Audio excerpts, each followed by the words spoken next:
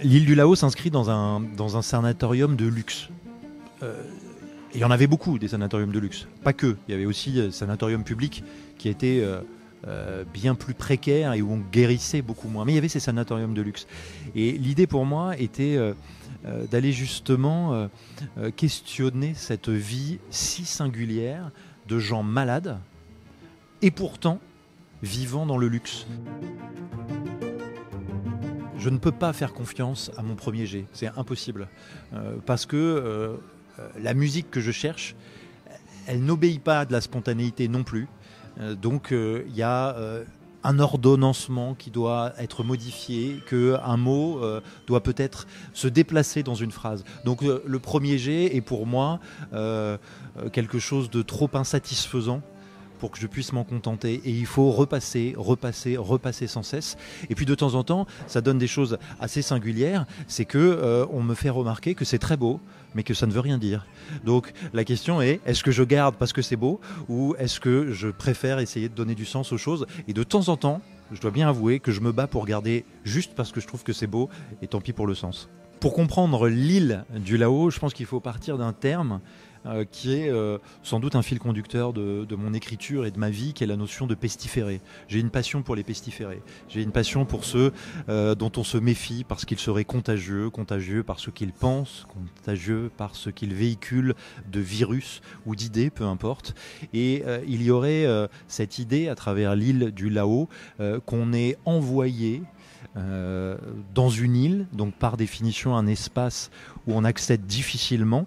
La différence, c'est que cette île, elle n'est pas au niveau de la mer, mais elle y est au niveau du Mont Blanc, ou presque, en tout cas à plusieurs centaines de mètres d'altitude.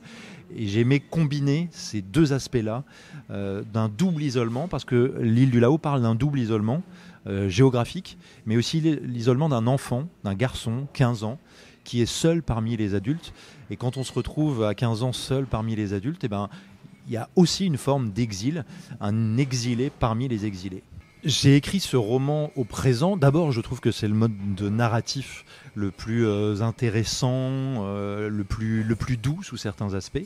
Et puis c'est parce que ce roman s'inscrit sur 3 périodes, 1948, 1970, 2018, et qu'il y a une chose à laquelle je crois fondamentalement, c'est à l'écho entre les générations, l'écho entre les époques, l'écho entre les individus et même les bâtiments, et que cet écho signifie quoi? Signifie qu'à un moment, tout se rejoint, tout se superpose, et que le présent est le meilleur temps de la superposition par rapport à l'idée d'inscrire des choses dans le passé. Moi, je crois à cette superposition par le présent.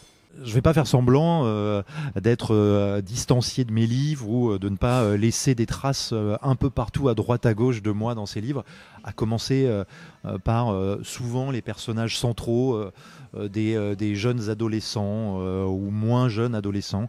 Et je parle d'eux, ils parlent de moi autant, dans un souci d'équilibre, et ils m'aident à récupérer des petits bouts de moi que j'ai pu laisser éparpiller par le passé, là encore à droite à gauche. Donc la part de moi, elle est très importante dans les livres. Elle n'est pas essentielle pour le lecteur, mais sans doute que pour moi elle l'est. Je me suis intéressé non pas seulement au sanatorium, je me suis intéressé à la fin des sanatoriums. Et j'aimerais qu'on se dise que finalement, ces sanatoriums, ce sont des temples. Il y avait un dieu, c'était le soleil. Et pas grand-chose au milieu des années 20 dans ces sanatoriums. Au fond, on disait aux gens, venez prendre le grand air, venez prendre le soleil, ça ira mieux. C'est une forme de foi, avec toutes les limites de la foi. Et puis un jour, il y a un autre dieu qui est arrivé, le dieu vaccin, le dieu traitement, et cette maladie, elle n'existait plus. Et les temples n'avaient plus de malades. Les temples n'avaient plus de fidèles. Et ça me passionne. Qu'est-ce qu'on fait d'un lieu? Imaginons un lieu de culte, mais en l'occurrence c'était un lieu de soins, mais les deux se rejoignent, où soudainement il n'y a plus de fidèles et il n'y a plus de malades. C'est le début de la fin. Et qu'est-ce qu'on commence par faire dans des sanatoriums? On commence par se demander, certes, qui on va mettre à la place des tuberculeux, mais on commence aussi en défigurant les lieux, en supprimant les balcons, en supprimant un certain nombre de fenêtres, en repeignant tout en blanc. On défigure les lieux, comme si finalement il fallait s'affranchir des cultes anciens pour un culte nouveau qui est celui de l'efficacité médicale, de la rationalisation.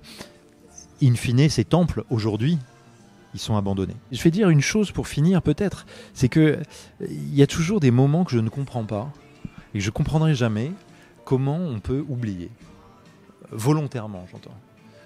Et ces sanatoriums, moi j'aimerais bien que vous veniez les visiter avec moi à travers ce livre.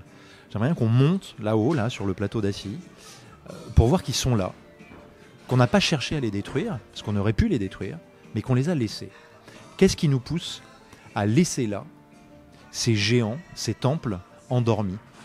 Pourquoi est-ce qu'on les laisse?